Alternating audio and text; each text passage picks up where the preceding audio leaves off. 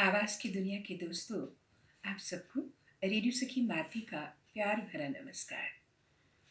आज मुझे आपसे बात करनी है रेडियो नाटक के बारे में। यूँ तो आकाशवाणी से मेरी वाबस्तगी लगभग 5 दशक पुरानी है, लेकिन रेडियो नाटक की बात करें तो बच्चों के प्रोग्राम से जो मेरा सफ़र का आगाज़ हुआ था, बाद में बाल कलाकार के रूप में जब ड्रामा की ऑडिशन पास की, तो नाटकों में बाल कलाकार के रूप में भाग लेना शुरू किया। और जो एक्सपीरियंस और जो तजुर्बा उससे सीखा, उसे हम आहिस्ता आहिस्ता बाकी विधाओं में इस्तेमाल करने लगे। और जब बाल कलाकार के बाद हम जब दूसरी दहलीज तक पहुँचे, तो फिर एक और ऑडिशन हुई और हम ड्रामा आर्टिस्ट उस कैटेगरी में आ गए। उर्दू, हिंदी, डोगरी इन भाषाओं में नाटक भी करने लगे। रेडियो नाटक एक बहुत खूबसूरत एक विधा है। ऑडियो मीडियम होने के कारण इसमें सबसे बड़ा योगदान आवाज़ का है। आवाज़ के माध्यम से ही आपको अपने एक्सप्रेशंस, अपने उतार चढ़ाव, दुख सुख कैसे उकेरना है, और माइक पे आपकी आवाज़ के माध्यम से ही उसे उकेरा जा सकता है। ऑडियो मीडियम होने के कारण इसकी खूबसूरती भी इसी में है। अगर विजुअल मीडियम हो तो आप चेहरे के हाव भाव से अपनी जो एक्टिंग है, आपकी जो अदायगी है और जो आपका अभिनय है, वो एक साफ तरह से झलकता है।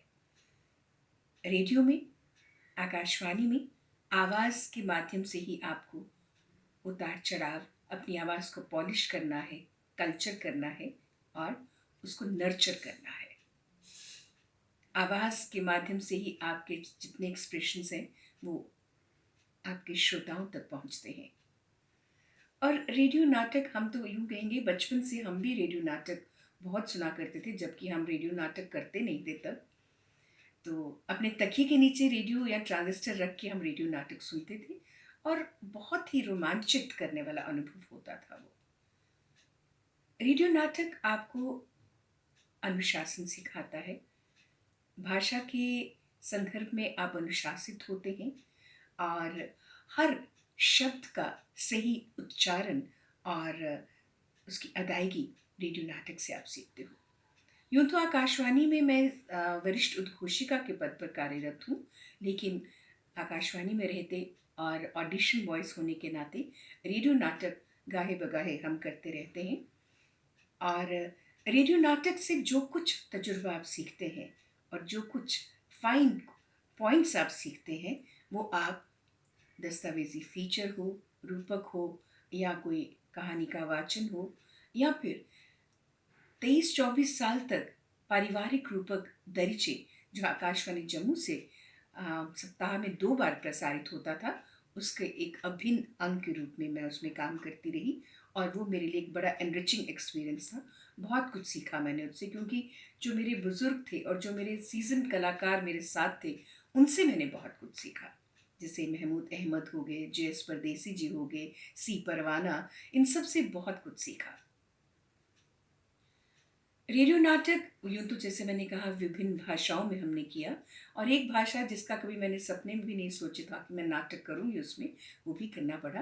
प्रोफ़ेसर रीटा जितेंद्र, जो किसी भी परिचय की मोहताज नहीं है, उन्होंने एक बार मुझे संस्कृत नाटक करवाया। और मैंने जब उनसे कहा कि मैं संस्कृत तो नहीं बोल पाऊँगी इतनी अच्छी तरह, तो वो कहने लगी कि जो हिंदी अच्छी तरह बोल सकता है, वो संस्कृत भी ज़रूर बोल पाएगा। तो उसमें एक छोटा-सा रोल था, और जिसके लिए वो रोल तय था, वो नहीं आ पाई समय पर, उसी दिन नाटक रिकॉर्ड करना था। तो वो नाटक उन्होंने अभ्यास करवाया और संस्कृत में मैंने वो रोल था जो किया। और उनका कहना था कि तुमने बहुत अच्छा रोल किया, और उस दिन मैं अपने आप में बहुत गौरवान्वित महसूस कर रही थी कि एक और भाषा जो है वो मेरे साथ जुड़ गई है, और ये मेरी रेडियो नाटक के सफ़र में एक और कड़ी थी जो साथ में जुड़ गई थी। रेडियो नाटक आपको ज़िंदगी में अ, हर जगह, हर विधा में अगर आपने उसका मंचन करना है लाइव स्टेज में, तब भी वो आपको बहुत मदद करता है। और या अगर आपको एंकरिंग करनी है, उसमें भी रेडियो नाटक से जो कुछ आप सीखते हो, वो आप उसमें इस्तेमाल करते हो। तो युवाओं से हम यही कहेंगे कि रेडियो नाटक में आप ज़रूर आइए, ऑडिशन पास कीजिए और अपने जो आपके अंदर सपना है उसे साकार कीजिए। और ये सपना ज़रूर साकार होगा, बस एक पहला स्टेप इनिशिएट कीजिए। और हमारी ओर से आपकी शुभकामनाएं हैं आपके लिए। और आप सबको रेडियो सखी माधवी की ओर से एक बार फिर से प्यार भरा नमस्कार।